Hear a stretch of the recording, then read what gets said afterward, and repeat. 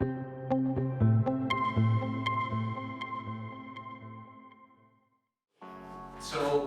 when we first acquired the property, it was a charity shop.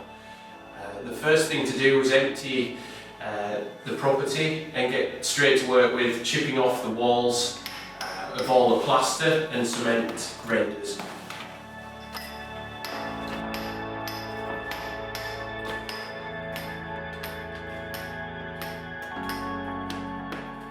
So after taking off all the plasters and renders, this allowed the stonework behind to breathe and dry out.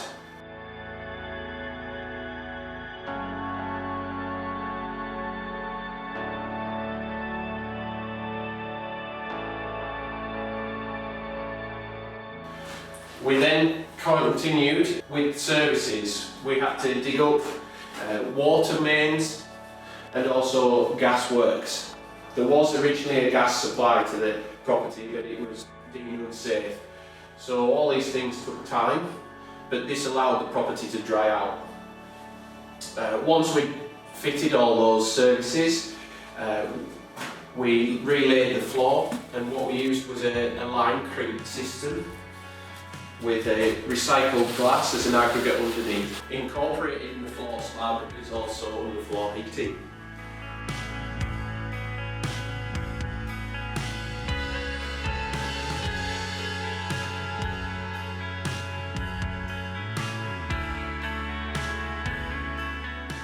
The next port of call was to go upstairs and start work on the roof. So now we're upstairs. The whole roof was removed, the traditional Westmoreland slates and the old broken lats. We repaired and replaced those, and we also fitted a breathable system, a wood fibre board. We repaired the chimneys, also the lead work. It's critical to do these to prevent the water ingress and gives us a dry point to work from back down throughout the property.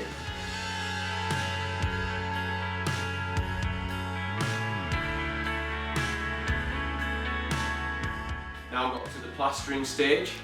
We've put on the coats of plaster on each floor. This one's had 2 coats and we will have a final one. All 3 floors there are different plasters. Downstairs is a putty plaster.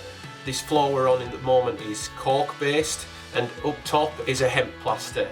That's on all external walls, but what we've done on all stud work is, and ceilings as well for that matter, is a wood wool board. This is good for taking lime plasters on top. It's also great for sound and has an insulation value as well. So once the wood wool's fixed to the wall, we'll then use a backing coat first of a fine sand and lime. We also use a mesh on there to go over the cracks. We let that layer take, and then we return back in a number of days while the mortar's still green and apply a lime putty skim on top to finish.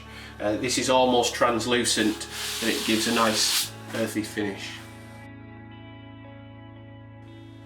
So now we're down on the ground floor. The reason for using a putty plaster is its great breathability and also its drying speeds. With this property liable to flooding, we wanted to put a product in here that would take the flood but also dry out naturally afterwards, and that's why we've used it down here on these walls. Behind these walls is just a brick wall behind, and we've got one backing coat, a second backing coat. We then devil float it up and we'll finish it with a third coat here of putty skim. So this is the look we'll get also on the ceiling as well. So carrying on from the walls and all stud work, the ceilings have also been wood wool boarded, and the same process of lime skimming on top. Underneath all that we've fitted sheep's wool insulation. That goes through all the joists, walls and floors of the timber work.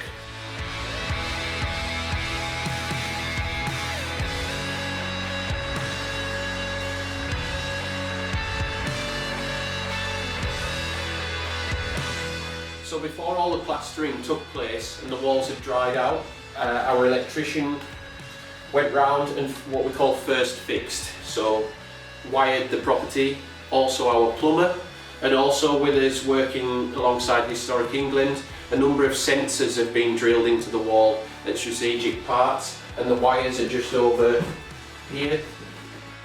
These will all go to a main box once connected, and that way we can read data from each layer of plaster, the core of the wall and the weather outside.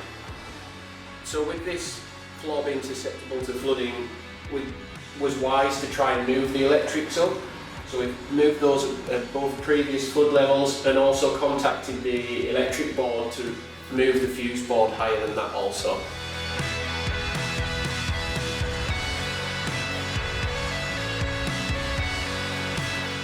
So with us near completion with the plastering, we're able to start fitting the bathroom. Here we are with, we've hidden a cistern into the old fireplace to create space. We've managed to fit a bath, a shower unit, and we're going to get our sink and toilet here. So originally these properties would have had a lime render on them, but during the past decades they've actually been rendered with a cement. So it was critical that we got these removed and allowing the wall to breathe out and dry. Once that had taken place, we've started fitting the lime dubbing back to the wall and building out in layers, allowing us to put on a line render not too dissimilar from the original.